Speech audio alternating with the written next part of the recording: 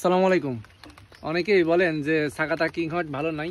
দেখেন, সাকাতা king hot ভালো নাই এমনটা না, গাছে পর্যাপ্ত পরিমাণ মরিচ হারভেস্ট করা হয়েছে, তারপরে ওই যে আবার ডগা বেরোচ্ছে, ফুল জালি আসতেছে এবং গাছে এখনও কি পরিমাণ মরিচ আছে এটা হারভেস্ট করা হবে।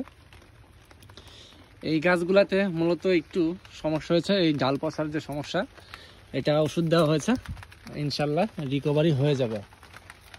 তো দেখেন এই যে গাছে মরিচ রয়েছে ভালোই, এই যে সাকাতা কিং হট 1102।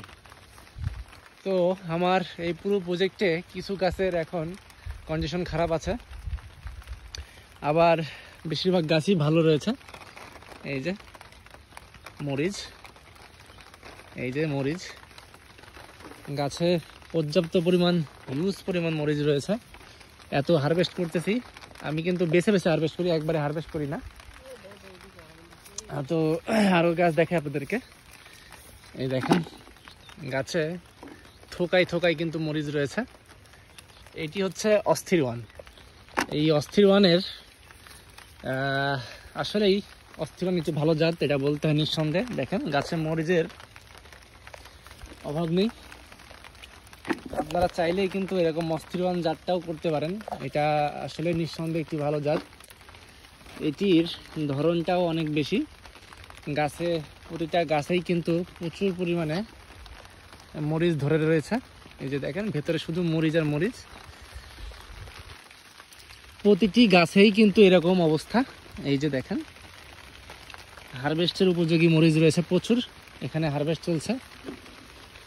এই যে দেখেন, তো এই হচ্ছে অবস্থান আমার মরিচের প্রজেক্টের বর্তমানে। এই হচ্ছে গাছগুলোও এখন পর্যন্ত ভালো রয়েছে আলহামদুলিল্লাহ।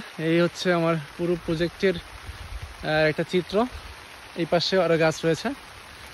তো মরিচ আপনাদেরকে বলি যে সাকাতা কিং হট এবং অস্থির ওয়ান দুটোই খুবই ভালো জাত। আপনারা এই দুটোর মধ্যেই চাষ করতে পারেন, কোনো ধরনের সমস্যা হবে না, ফলন নিয়ে কোনো ধরনের কমতি হবে না। এরকম ফলন আপনারা অন্য কোনো জাতে পাবেন কিনা আমি জানি না, তবে আমার নিজস্ব প্রজেক্টে কিন্তু প্রচুর পরিমাণে ফলন আমি পাচ্ছি এই সাকাতা কিং হট এবং অস্থির ওয়ান জাত থেকে। সুপার হটটাও ভালো, ওটাও খারাপ না, ওটাকে আমি 3 নম্বরে রাখবো, এগিয়ে রাখবো সাকাতা কিং হট, 2 নম্বর অস্থির ওয়ান, 3 নম্বর সুপার হটকে রাখবো, এটা হচ্ছে আমার মত। তো দেখেন প্রত্যেকটা গাছেই প্রচুর পরিমাণে মরিচ রয়েছে, হারভেস্ট করার পরেও এখন হারভেস্ট চলছে। তো হারভেস্ট চলছে বলে কিন্তু যে কমে যাবে মরিচ এমন না। দেখেন এই যে ফুল জালি করি এসে আবার রেডি হয়ে আছে। তো এই হচ্ছে ব্যাপার। তো মরিচের কিন্তু বাজার যেটাই থাকুক, আপনাকে মরিচ যদি গাছে বেশি থাকে অবশ্যই আপনার কিন্তু সেটা পুষিয়ে যাবে। তো এই হচ্ছে অবস্থান, গাছের মরিচ প্রচুর পরিমাণে রয়েছে।